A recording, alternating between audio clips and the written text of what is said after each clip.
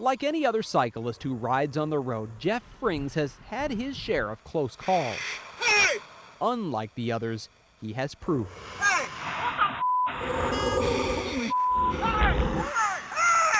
Frings is a Fox 6 News photographer, but it's what he's been doing on his own time.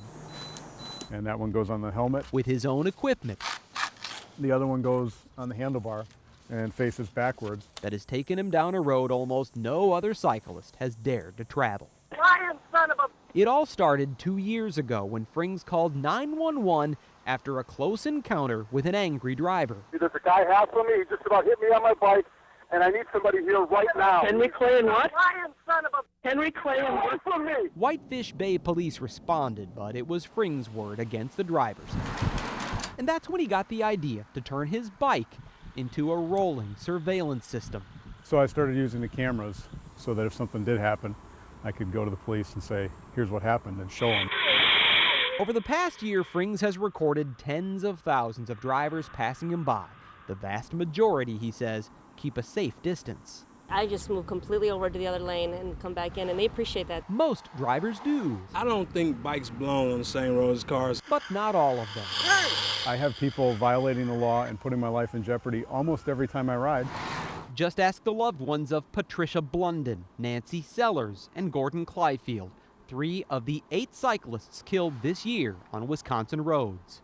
It scares me. I mean, it's very scary. State law requires drivers to give at least 3 feet of space when passing a bicycle. But how close do you think this one is? Or this one? Or this one? Or this one? There are some that just don't realize how close they're getting, and then there are others that intentionally try and get as close as they can because they're going to teach you a lesson to get off the road. Now Frings is on a mission to teach others a lesson of his own. He posts video of some of the incidents on his personal blog and sends the most egregious ones to police. Hey! After watching this clip, a Waukesha County Sheriff's deputy actually wrote the driver a ticket. Can you tell us a little bit more about the 3-foot law? And New Berlin police invited Frings to be a guest on their cable access television show. I'm trying to raise awareness of that this law exists. He got a far different reaction after this close call in Brookfield.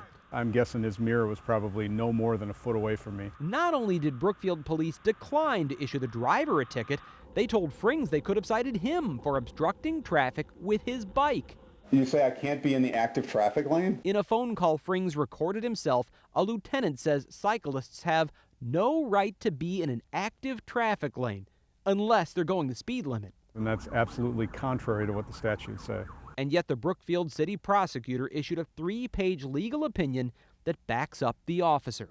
When I got the letter and I read it, I read it over again, and I was stunned. I was speechless. Frings is not a lawyer, mind you, but Dan Goldberg is. A cyclist has the same rights to the road as any motorist. He races bikes and he represents cyclists who've been injured while riding on the road, a place he assures us cyclists belong. If you're using a bicycle for transportation, oftentimes there's no other reasonable choice. Brookfield police declined our request for an interview, suggesting instead that we talk to another department with more expertise on bike safety. Does the cyclist have a right to be in that lane, though? Do they have a right to be on the road? Yes, definitely. Yes, they do. Milwaukee Bike Patrol Officer Manny Molina did not know about the Brookfield incident when I asked him that question. It's an unsafe pass, definitely, with the truck. But even after seeing the video, his answer remained the same. But he's not required to be on this shoulder portion. Right, he's not required. He can be there, but he also has a right to the lane. Of course, what is legal and what is safest could be 2 different things. We had an individual that was out in the snow while the plows were trying to plow.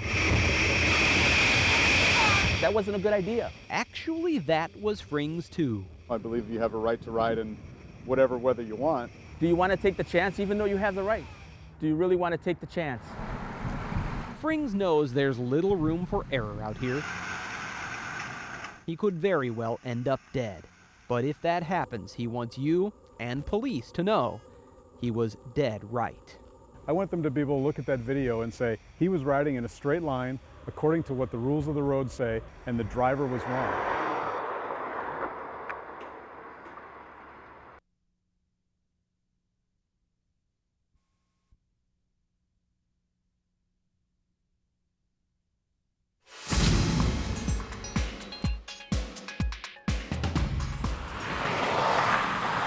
If you ever pass through Rosendale, be sure to stop by Bloomke's Food Mart.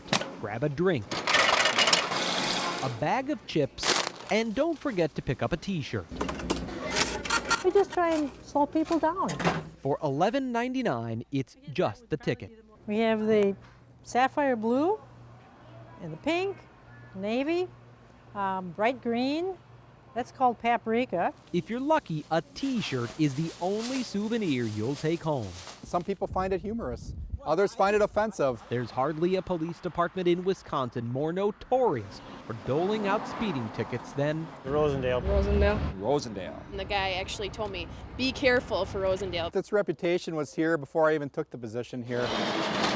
Rosendale sits about 10 miles west of Fond du Lac at the intersection of two state highways. The speeds get pretty fast. Each year, Police Chief Kevin Verdeen and 3 part-time officers issue roughly 1,400 tickets and 500 warnings in a village with barely 1,000 residents. But the chief takes issue with the term speed trap.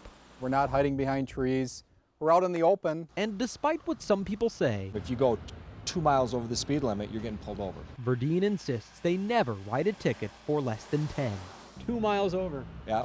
It's happened to me before, so I know. You'll find similar claims on speedtrap.org, a website that allows drivers to report hotspots of radar enforcement. I think it just kind of levels the playing field. Aaron Quinn runs the site for the Wisconsin-based National Motorists Association, a small advocacy group that urges drivers to fight speeding tickets in court. It's one of the few cash cows for government is tickets. Last year, the NMA relied on internet polls to compile its own list of the worst speed trap cities in America.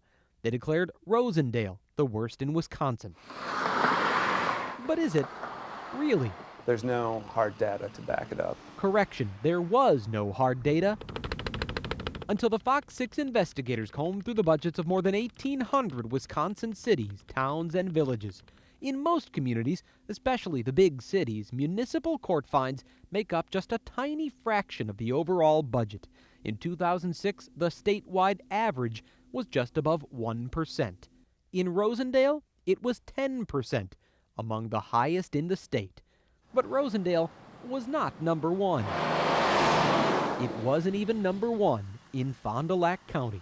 I would rather not have that reputation. 9 miles west down Highway 23 is the town of Ripon. No t-shirts, just Howard Stibb in a powder blue squad car in a driveway on a curve.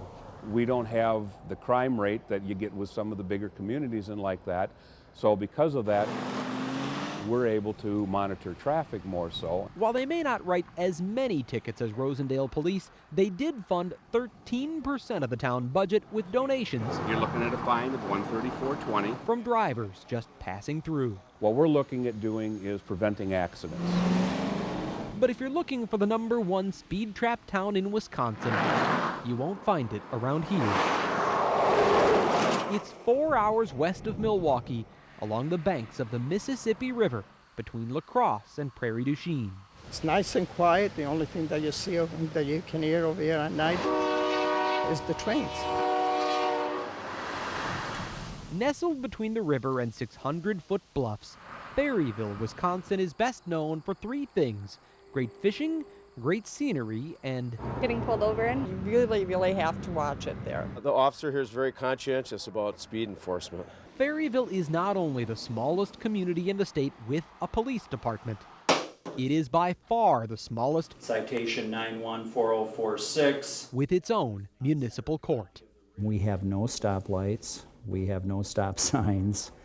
We are a through street on a state highway. And not just any highway, but a heavily traveled scenic route known as the Great River Road.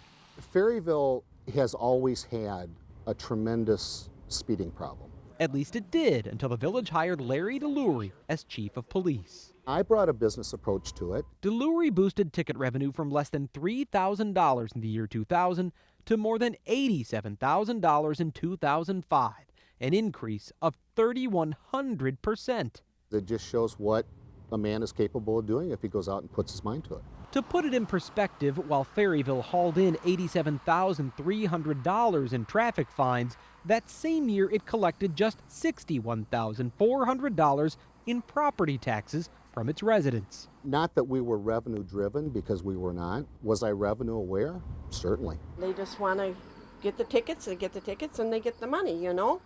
How simple is that? It was simple until a violent crash outside Village Hall changed everything. The pain was just horrendous. The police chief made a U-turn to pull over a speeding car.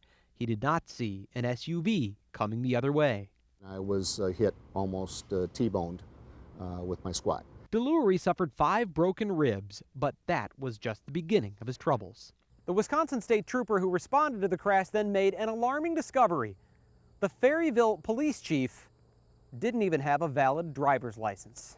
My father had been sick at about the time that my renewal form should have came or would have came in the mail. The chief was cited for making an illegal U-turn and driving without a license, and 8 months later, he resigned. Now I've dealt with some post-traumatic stress disorder issues. Since then, Ferryville has hired 2 police officers to replace him, but ticket revenue has still dropped off.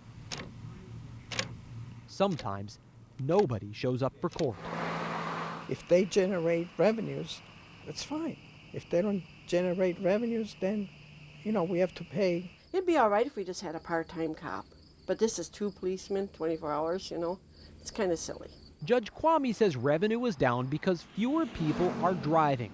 Or perhaps it's just that fewer people are speeding. It's all about public safety. After all, being known as the #1 speed trap town in Wisconsin isn't necessarily a bad thing. If this goes out on the air and people slow down when they're going through Ferryville, we've accomplished what we wanted to accomplish in the first place.